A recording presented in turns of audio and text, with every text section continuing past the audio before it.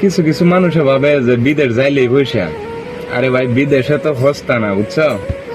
বিদেশ আইলেই যে পয়সা এরকম একেবারে হস্তা হইলে পাইব না। যে বিদেশ আইলে তোমার এক নম্বর কথা, ফার্স্টে বের ফার্স্টে কাম মিলানি টান। যদি তোমার কাম মিলে গেল, দেখবা কাম মিলছে কিন্তু মালিক বালা না। মালিক যদি ভালো হয়েছে তে দেখবা যে আবার রুম সুম বালা না। রুম সুম ভালো হইলে তার বাদে দেখবা যে ম্যানেজার আছে, ম্যানেজার বা সুপারভাইজার এরা বালা না। মানে কি কই, একটা না একটা প্রবলেম থাকবোই।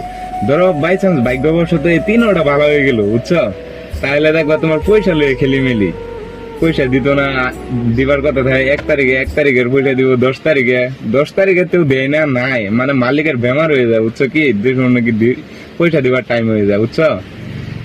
তো এটা লে কই বিদেশের পয়সা এত হস্তা না, বুঝছো। কাম করলে বাদে পয়সা দেয়, তবু পয়সা লো অল্প টান।